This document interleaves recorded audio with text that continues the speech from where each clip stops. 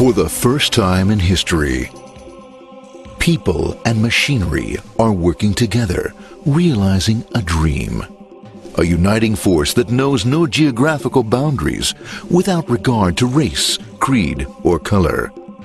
A new era where communication truly brings people together. This is the dawn of the net. Want to know how it works? Click here to begin your journey into the net. Now, exactly what happened when you clicked on that link? You started a flow of information. This information travels down into your own personal mailroom, where Mr. IP packages it, labels it, and sends it on its way. Each packet is limited in its size. The mailroom must decide how to divide the information and how to package it. Now, the package needs a label containing important information, such as sender's address, receiver's address, and the type of packet it is.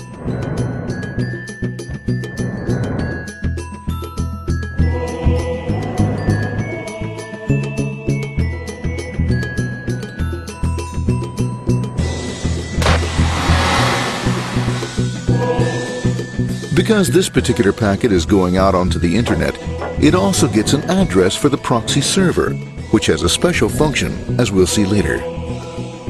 The packet is now launched onto your local area network, or LAN.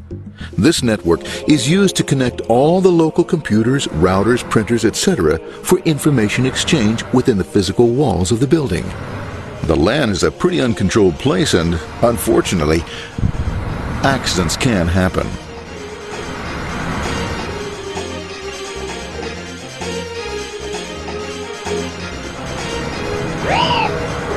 The highway of the LAN is packed with all types of information. These are IP packets, Novell packets, Apple Talk packets. They're going against traffic, as usual. The local router reads the address and, if necessary, lifts the packet onto another network. The router, a symbol of control in a seemingly disorganized world. Oops, sorry about that. Let's go with this one here, this one here. This one goes here, this one goes here. I don't like this one. Let's go with this one. Let's go here. This left. Let's go with this one here. Another channel here. Let's put that one here. Another one there. Let's put that one here. There he is, systematic, uncaring, methodical, conservative, and sometimes not quite up to speed. Sorry. But at least he is exact, for the most part. And this one goes there. Another one goes there. That goes there. He's behind them. Let's go there. That goes there. He goes there.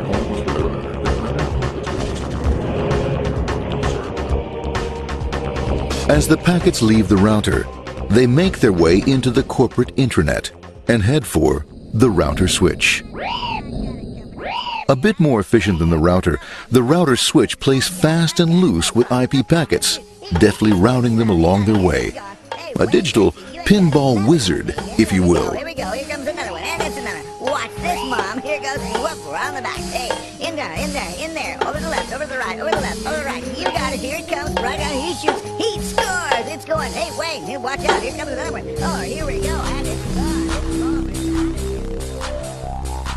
As packets arrive at their destination, they're picked up by the network interface, ready to be sent to the next level. In this case, the proxy. The proxy is used by many companies as sort of a middleman in order to lessen the load on their internet connection, and for security reasons as well. As you can see, the packets are all of various sizes, depending upon their content.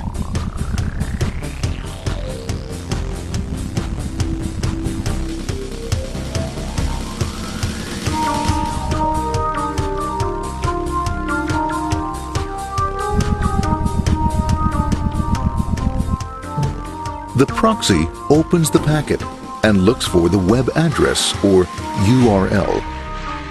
Depending upon whether the address is acceptable, the packet is sent on to the internet.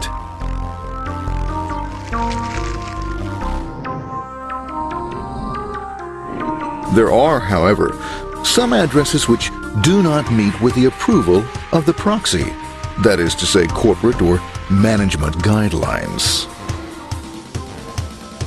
these are summarily dealt with. We'll have none of that.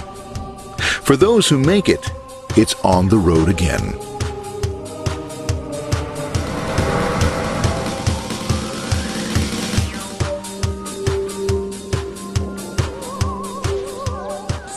Next up, the firewall. The corporate firewall serves two purposes. It prevents some rather nasty things from the internet from coming into the intranet, and it can also prevent sensitive corporate information from being sent out onto the internet. Once through the firewall, a router picks up the packet and places it onto a much narrower road, or bandwidth, as we say. Obviously, the road is not broad enough to take them all. Now you might wonder what happens to all those packets which don't make it along the way. Well, when Mr. IP doesn't receive an acknowledgement that a packet has been received in due time, he simply sends a replacement packet. We are now ready to enter the world of the Internet. A spider web of interconnected networks which span our entire globe. Here, routers and switches establish links between networks. Now, the net is an entirely different environment than you'll find within the protected walls of your LAN. Out here, it's the Wild West. Plenty of space, plenty of opportunities, plenty of things to explore and places to go. Thanks to very little control and regulation, new ideas find fertile soil to push the envelope of their possibilities. But because of this freedom, certain dangers also lurk. You'll never know when you'll meet the dreaded ping of death. A special version of a normal request ping, which some idiot thought up to mess up unsuspecting hosts. The paths our packets take may be via satellite, telephone lines, wireless, or even transoceanic cable. They don't always take the fastest or shortest routes possible, but they will get there. Eventually. Maybe that's why it's sometimes called the worldwide wait. But when everything is working smoothly, you can circumvent the globe 5 times over at the drop of a hat. Literally. And all for the cost of a local call or less. Near the end of our destination, we'll find another firewall.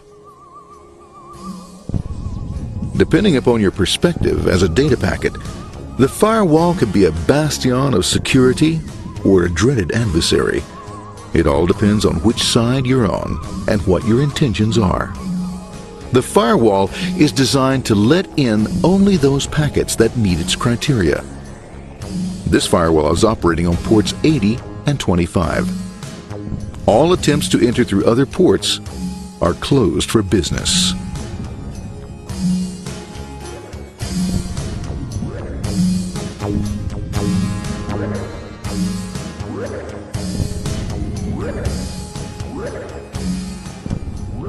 Port 25 is used for mail packets, while Port 80 is the entrance for packets from the Internet to the web server. Inside the firewall, packets are screened more thoroughly. Some packets make it easily through customs, while others look just a bit dubious. Now, the firewall officer is not easily fooled, such as when this ping of death packet tries to disguise itself as a normal ping packet. It's okay, go on, it's okay, no problem. Have a nice day. We out of here. Bye. For those packets lucky enough to make it this far, the journey is almost over. It's just a line up on the interface to be taken up into the web server.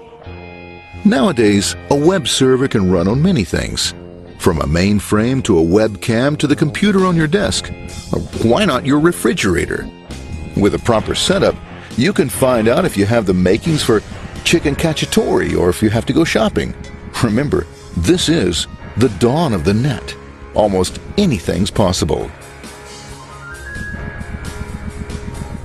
One by one, the packets are received, opened, and unpacked. The information they contain, that is, your request for information, is sent on to the web server application.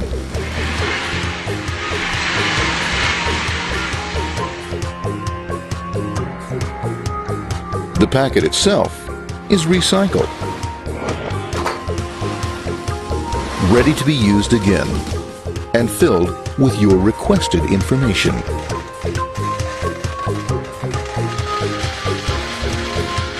Addressed and sent out on its way back to you. Back past the firewall, routers, and on through to the internet. Back through your corporate firewall.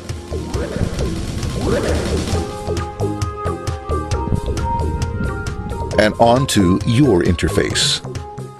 Ready to supply your web browser with the information you requested. That is, this film.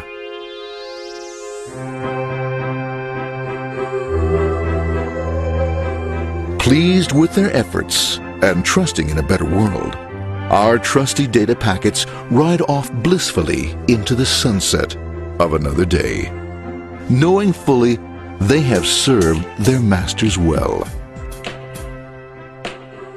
Now, isn't that a happy ending?